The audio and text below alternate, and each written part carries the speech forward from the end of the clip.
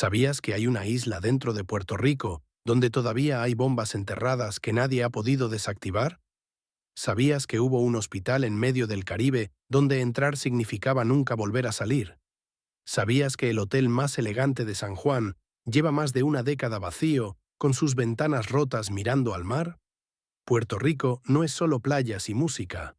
Es también una isla llena de lugares que el mundo decidió abandonar. Y hoy vamos a entrar a los 7 más perturbadores. Antes de que empiece este video, necesito advertirte algo. El lugar número 1 en esta lista no es solo un edificio abandonado. Es una historia de amor que terminó mal, muy mal. Y cuando llegues ahí, vas a entender por qué este video es diferente a todo lo que has visto antes. Quédate hasta el final. Vale la pena. Number 7. Búnkeres militares de Vieques. Hay una isla al este de Puerto Rico que parece sacada de una película de guerra. Se llama Vieques. Y durante décadas fue exactamente eso, una zona de guerra real en medio del Caribe. En 1941, el gobierno de los Estados Unidos compró grandes extensiones de tierra en Vieques. Para cuando terminaron, controlaban 2/3 de la isla completa. Los habitantes que vivían ahí fueron desplazados. Sus tierras, tomadas. Y en su lugar, la Marina construyó bases, pistas de entrenamiento y docenas de búnkeres para guardar municiones militares. Por más de 60 años, la Marina usó Vieques como campo de práctica. Disparaban proyectiles, lanzaban bombas y realizaban ejercicios militares en tierras que antes eran hogares y campos de cultivo. Los residentes que quedaban vivían con el ruido constante de las explosiones. Y no solo el ruido. Ya con el tiempo, los habitantes de Vieques comenzaron a notar algo preocupante. Las tasas de cáncer en la isla eran más altas que en el resto de Puerto Rico. Muchos señalaban directamente a los años de actividad militar como la causa. El gobierno nunca dio una respuesta clara. Las familias siguieron enterrando a sus muertos. En el año 2003, después de años de protestas por parte de la comunidad, la Marina de los Estados Unidos finalmente se fue.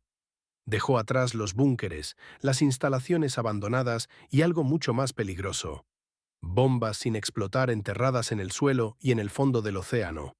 Hasta hoy siguen apareciendo.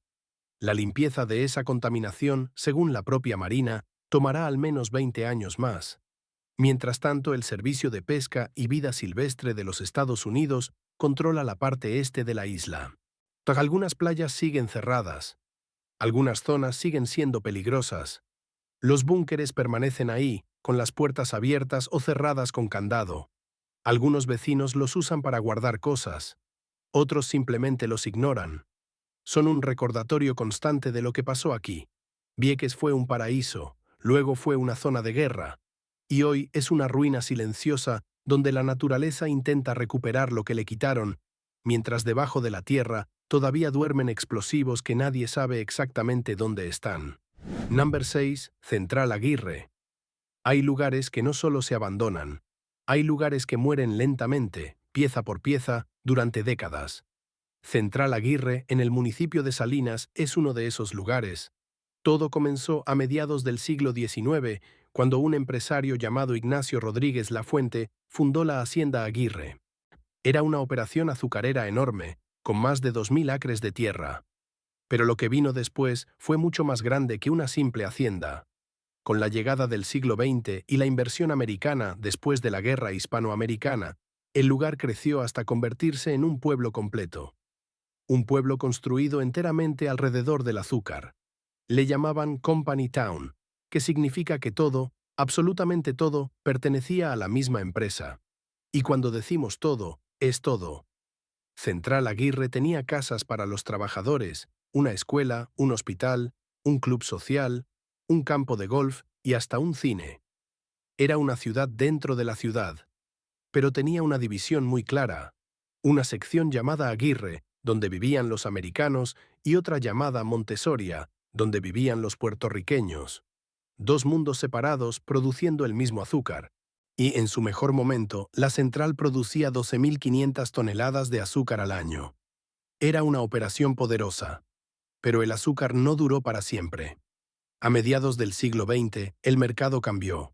Producir azúcar en Puerto Rico se volvió demasiado caro. Otros países lo hacían más barato. La demanda bajó, los trabajadores se fueron, y la empresa cerró sus puertas para siempre. Lo que quedó fue un pueblo fantasma casi perfecto. El teatro todavía está de pie, pero adentro solo hay silencio y grafiti en las paredes. Las casas tienen techos destruidos, muchos de ellos colapsados por el huracán María en 2017. La vegetación crece por todas partes, trepando por las estructuras como si quisiera borrar lo que quedó. Caminar por Central Aguirre hoy es caminar por los huesos de una economía que se derrumbó. Y cada edificio cuenta la misma historia. Un sistema que dependía del trabajo de muchos para beneficiar a muy pocos, y que cuando dejó de ser útil, simplemente se fue y no miró hacia atrás. Number 5. Lazareto de Isla de Cabras. A pocos kilómetros de la bulliciosa ciudad de San Juan, existe una pequeña isla que hoy parece un lugar tranquilo para pasar el día. Tiene playa, vistas hermosas y aire fresco. Se llama Isla de Cabras. Pero en la parte alta, sobre una colina que mira al mar, hay unas ruinas que no encajan con el paisaje.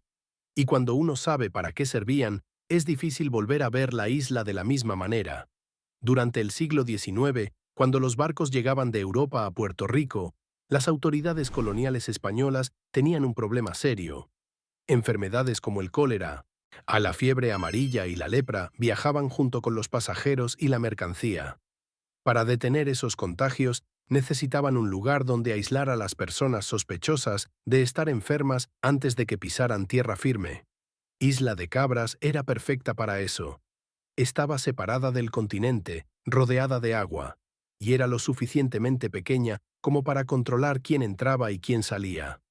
Así que la convirtieron en una estación de cuarentena. Barcos enteros, con sus tripulaciones y pasajeros, incluidos esclavos africanos, eran detenidos ahí antes de poder continuar. En 1876 comenzó la construcción de 4 edificios de ladrillo que servirían como refugio y hospital para los enfermos. El lazareto de Isla de Cabras quedó terminado en 1883, y desde el primer día fue un lugar sin esperanza. Y las enfermedades que trataban no tenían cura en esa época. Ser admitido en el lazareto no era recibir ayuda. Era esperar la muerte lejos de todo y de todos. El hospital siguió funcionando incluso después de que Estados Unidos tomara control de Puerto Rico en 1898. Cambió de bandera, pero no cambió de propósito. Siguió siendo un lugar de aislamiento y sufrimiento. Finalmente, en 1923, el gobierno lo cerró por las condiciones inhumanas en que vivían los pacientes. Los que quedaban fueron trasladados a una nueva institución en Trujillo Alto. Las ruinas que hoy se ven en Isla de Cabras son los mismos edificios de 1883. Más de un siglo de viento, lluvia y abandono los ha ido destruyendo lentamente.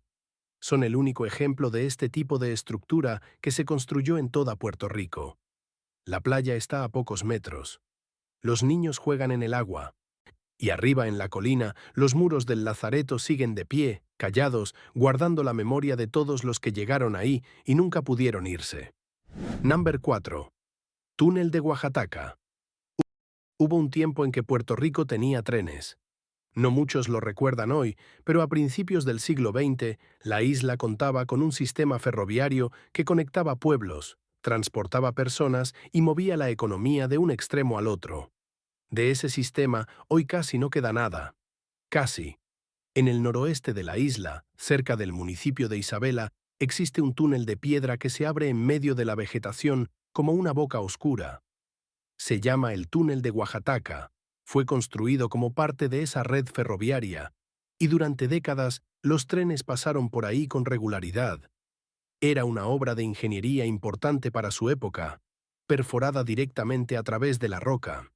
Pero un día, dentro de ese túnel, ocurrió algo que la gente del lugar no ha olvidado. Un accidente de tren dentro del túnel cobró la vida de docenas de pasajeros. Los detalles exactos se han ido mezclando con el tiempo entre la historia y la leyenda, pero lo que permanece es la memoria colectiva de una tragedia que ocurrió en ese espacio cerrado y oscuro. Después de eso, el túnel siguió en uso por algunos años más, pero en la década de 1950, El gobierno de Puerto Rico tomó la decisión de desmantelar todo el sistema ferroviario de la isla. Los trenes dejaron de correr. Las vías fueron retiradas, las estaciones cerraron, y el túnel de Oaxaca quedó solo, sin función, sin trenes, sin pasajeros. La naturaleza no tardó en reclamar el espacio. La vegetación tropical creció alrededor de la entrada. El interior se llenó de humedad y oscuridad, y las historias comenzaron a circular entre los habitantes de la zona. Muchos visitantes que se han atrevido a entrar al túnel dicen escuchar cosas que no tienen explicación. Voces, ecos que no corresponden a ningún sonido real. Algunos describen la sensación de no estar solos adentro. Si esas experiencias son reales o producto de la imaginación en un lugar con tanta historia trágica, es algo que cada quien debe decidir por su cuenta. Lo que sí es real es el túnel mismo. Todavía se puede visitar, todavía está de pie, y todavía lleva grabada en sus paredes de piedra la historia de un sistema de transporte completo que existió, que falló y que desapareció como si nunca hubiera estado ahí. Número 3. Torre Vigía de la Guerra Hispanoamericana. Hay momentos en la historia que cambian todo. Un solo día, una sola decisión. Hoy nada vuelve a ser igual. Para Puerto Rico, ese momento llegó en el verano de 1898. Y comenzó porque alguien, desde una torre de observación, vio barcos en el horizonte. Puerto Rico llevaba más de 400 años bajo el dominio de España. Era una colonia española desde que los primeros conquistadores llegaron a la isla a finales del siglo XV. 4 siglos de historia, de cultura, de idioma y de identidad construidos bajo esa relación. Y todo eso estaba a punto de cambiar de un día para otro. En 1898, Estados Unidos y España estaban en guerra. El conflicto había comenzado en Cuba, pero Washington tenía planes más grandes. Puerto Rico era un punto estratégico en el Caribe, y los americanos lo querían. Así que enviaron sus tropas hacia la isla. Desde una torre de vigilancia ubicada en la costa, y los españoles fueron los primeros en ver llegar a las fuerzas invasoras de los Estados Unidos. Esa torre, que había servido como punto de observación militar durante años, fue el lugar exacto desde donde se dio la alerta. Desde ahí, los soldados españoles miraron cómo se acercaba el fin de 4 siglos de dominio colonial. La guerra fue corta. España perdió. Y con la firma del Tratado de París, en diciembre de 1898, Puerto Rico pasó a manos de los Estados Unidos. La isla no fue consultada.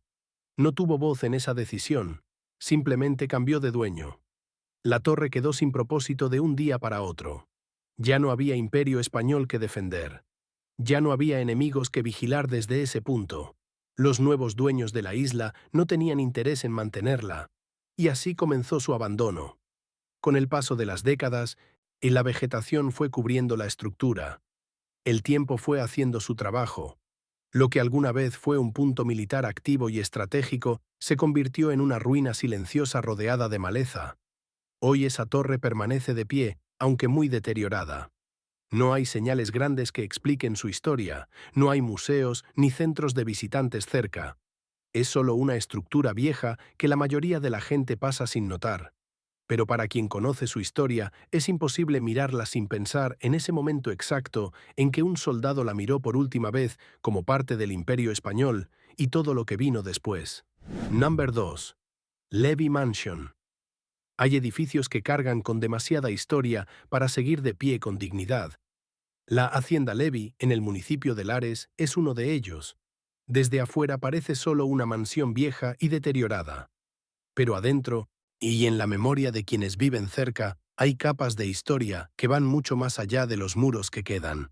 Lares no es un pueblo cualquiera. En 1868 fue el escenario del Grito de Lares, el primer levantamiento armado importante contra el dominio colonial español en Puerto Rico. Los habitantes de esta zona llevan en la sangre una historia de resistencia y orgullo. Y en medio de ese pueblo cargado de significado histórico, se construyó la Hacienda Levy. La mansión fue el hogar de una familia adinerada que también operaba algo verdaderamente único para su época. En sus terrenos funcionó la primera planta embotelladora de agua de toda Puerto Rico. No era una operación pequeña. Era una combinación poco común entre la riqueza natural de la zona y la tecnología disponible en ese momento. El agua que salía de esa hacienda llegaba a manos de personas en toda la isla. Pero la prosperidad no duró. Con el tiempo, la familia que habitaba la mansión comenzó a enfrentar problemas que nadie en el exterior podía ver claramente. Las versiones que circulan entre los habitantes de Lares hablan de conflictos violentos dentro de la familia, de disputas que terminaron en tragedia. Los detalles exactos se perdieron entre documentos viejos y memorias que pasaron de generación en generación, mezclando hechos con interpretaciones. Lo que sí se sabe es que la hacienda fue abandonada. La planta de agua dejó de funcionar. La familia desapareció de la historia pública. Y el edificio quedó solo, enfrentando el paso del tiempo sin que nadie lo cuidara. Las leyendas que rodean la Levy Mansion son muchas y persistentes. Hoy los habitantes de Lares las cuentan con naturalidad, como quien habla de algo que simplemente forma parte del paisaje del pueblo. Dicen que el lugar no está tan vacío como parece, que hay presencias que nunca se fueron, que quienes se acercan de noche escuchan cosas que no tienen explicación sencilla. La mansión fue declarada monumento histórico, pero esa declaración no vino acompañada de restauración ni de recursos para conservarla. Hoy sus paredes siguen cediendo lentamente. El techo en varias secciones ya no existe. La vegetación avanza sin que nadie la detenga. En Lares, un pueblo que nunca olvidó su historia, la hacienda Levy sigue siendo un recordatorio de que algunas historias terminan mal. Y que los edificios, a veces, guardan esas historias mucho mejor que los libros. Number 1. Hotel Normandie. Algunos edificios nacen de grandes ambiciones. Otros nacen de grandes tragedias. El Hotel Normandie, en San Juan, nació de algo mucho más simple y mucho más poderoso que todo eso. Nació de una historia de amor. A finales de la década de 1930, un ingeniero puertorriqueño llamado Félix Benítez Rexach viajó a bordo de un transatlántico francés llamado el SS Normandie. Era uno de los barcos más elegantes del mundo en esa época. Durante ese viaje, Félix conoció a una cantante parisina llamada Lucienne Dautel, conocida artísticamente como La Montmoineau, que en francés significa algo así como el pequeño gorrión. Se enamoraron. Y Félix decidió hacer algo que muy pocas personas en el mundo habrían siquiera imaginado. Construyó un hotel con la forma exacta del barco donde la conoció. La construcción comenzó en 1939 y tomó 4 años. Artistas de Francia, España, República Dominicana y Puerto Rico participaron en el proceso. El costo total fue de $2 millones, una suma enorme para esa época. El Hotel Normandie abrió sus puertas oficialmente el 10 de octubre de 1942 y desde el primer día fue considerado una obra extraordinaria. El edificio tenía forma triangular con esquinas redondeadas, imitando la proa de un barco. Por dentro, los salones estaban decorados con motivos egipcios, muebles de caoba, murales y detalles en pan de oro. Había un salón dorado, un salón de plata y una piscina en el primer piso donde Lucien nadaba con total libertad, algo que en esa época causaba más de un escándalo entre los vecinos.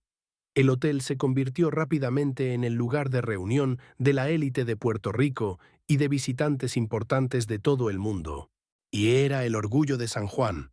Pero esa gloria no fue permanente. En 1980 fue declarado Lugar Histórico Nacional de los Estados Unidos. Pero los reconocimientos no pagan las reparaciones. El huracán Georges, en 1998, causó daños graves en la estructura.